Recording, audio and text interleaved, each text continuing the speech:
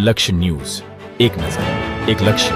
દિવાળી નિમિત્તે દિવ્યાંગ બાળકો અને વૃદ્ધાશ્રમના વડીલોને શુભેચ્છાઓ સાથે વસ્ત્રદાન કાર્યક્રમનું આયોજન કરતા નવયુવાન રવિભાઈ પટગીર, દિવ્યરાજભાઈ પટગીર.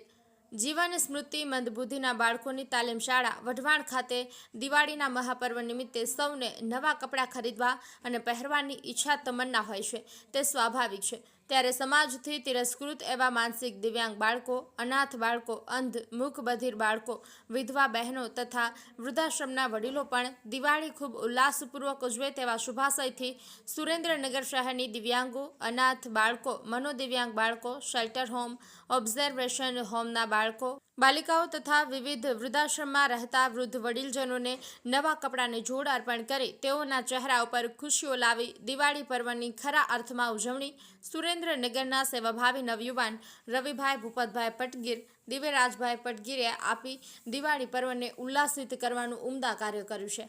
સેવાભાવી નવયુવાન રવિભાઈ ભૂપતભાઈ પટગીર તથા દિવ્યરાજભાઈ પટગીર તરફથી છેલ્લા 14 વર્ષથી શહેરની જુદી જુદી સંસ્થાઓના અંધ, બહેરા, મૂંગા, મંદબુદ્ધિ, વૃદ્ધ વડીલજનો તથા અનાથ બાળકો, વિધવા બહેનો વગેરે આશરે 500થી વધુ વ્યક્તિઓ માટે દિવાળી પર્વ નિમિત્તે કપડાનું વિતરણ કરીને આ સેવાકીય પ્રવૃત્તિ કરી રહ્યા છે. તેમની સેવાકીય પ્રવૃત્તિને સંસ્થાઓ બિરદાવે છે.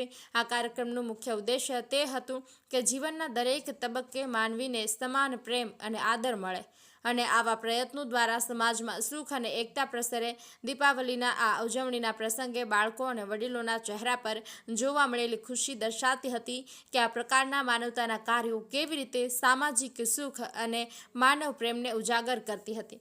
આ સેવા યજ્ઞમાં અતુલભાઈ શાહ અને ધર્મેન્દ્રભાઈ શાહે પણ મુખરાનું યોગદાન આપ્યું. તેઓએ આ કાર્ય માટે પોતાનો સમય અને સંસાધનો આપીને સમાજની કલ્યાણકારી ભાવનાને વધારવામાં મદદરૂપ બન્યા હતા. બ્રિજેશ ત્રિવેદી, સુરેન્દ્રનગર.